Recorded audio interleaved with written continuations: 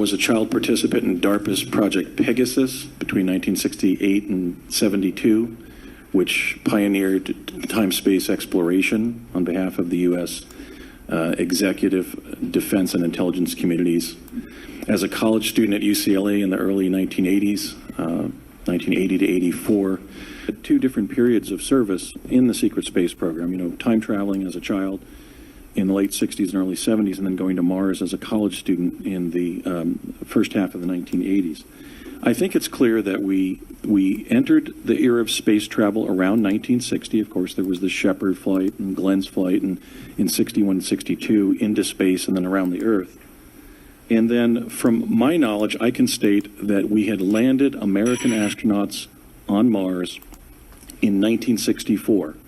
The documentary source that I can cite, I can't proffer it, but hopefully someday it'll be found through the work of, let's say, Michael Salla or another leading researcher, was a French external intelligence organization dossier that I was asked to read in the summer of 1980 that was also read by a future president, Barack Obama, and the first woman to direct DARPA, Regina Dugan. So there was a reference, an anecdote, to a crash landing by an American team of astronauts on Mars where they perished as a result of not being rescued by the Martian humanoids in 1964. The fact that Robert David Steele, formerly of CIA, recently reported on the Alex Jones show that there may be a situation involving abduction of human children on Earth with subsequent enslavement on Mars. I certainly never saw anything like that on Mars the 40 or so times that I went 35 years ago.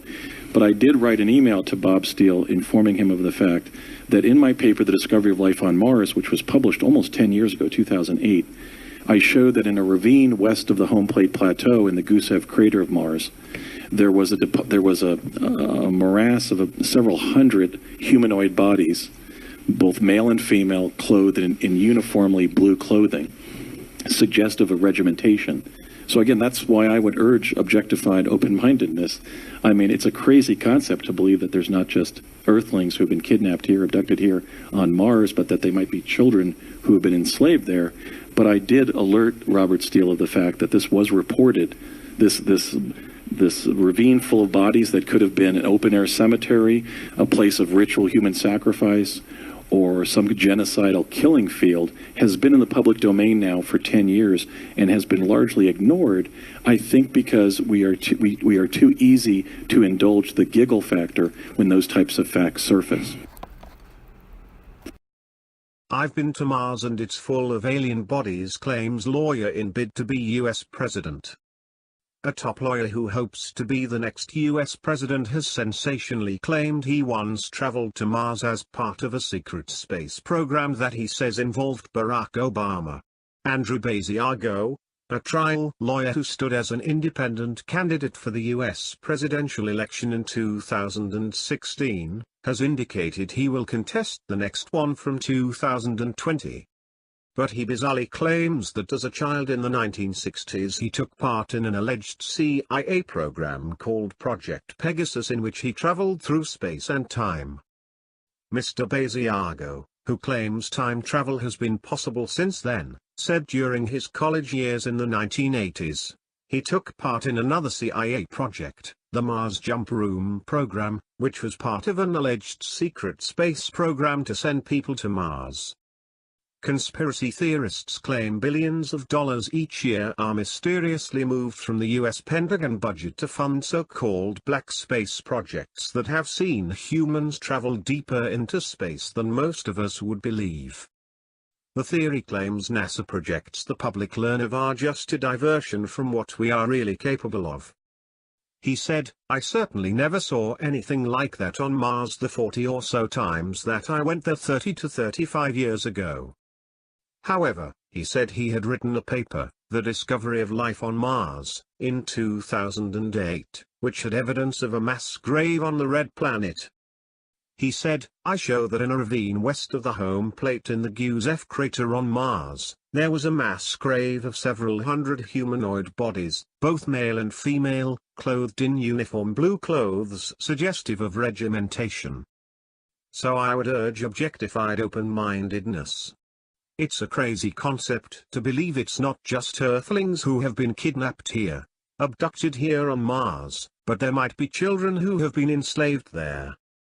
The fact there was this ravine full of bodies that could have been an open-air cemetery, a place of ritual human sacrifice or some genocide killing field has been in the public domain now for 10 years, but has largely been ignored, I think because we are too easy to indulge in the giggle factor when those types of facts surface. In 2008 he submitted the scientific paper which claimed to prove there were an array of creatures and humanoids living on Mars to the National Geographic Society, but they declined on grounds Mr. Basiago was just experiencing pareidolia. In almost identical research to Scott C. Waring, editor of ufosightingsdaily.com, Mr. Basiago has spent hours looking at images taken by the NASA Spirit and Curiosity rovers on Mars and felt he spotted living things NASA had overlooked. However, pareidolia is when the brain tricks the eyes into seeing familiar objects or shapes in textures or patterns such as clouds or a rock surface.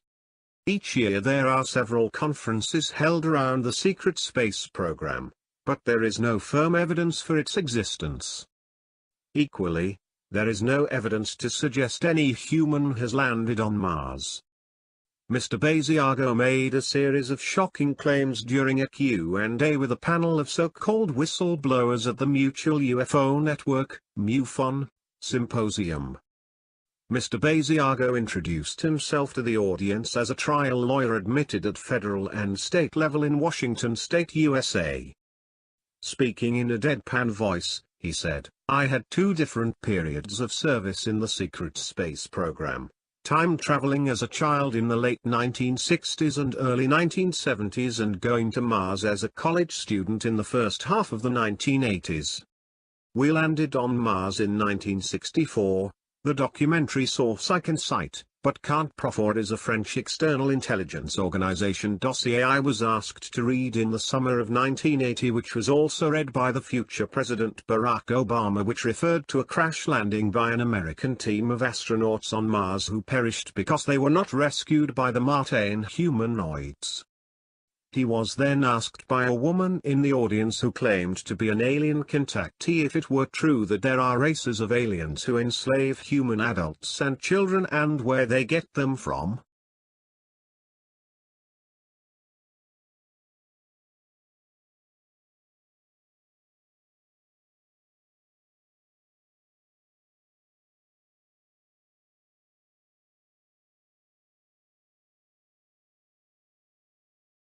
Thank you for watching. Please subscribe to us on YouTube. If you like donate to us, visit home on the page PayPal.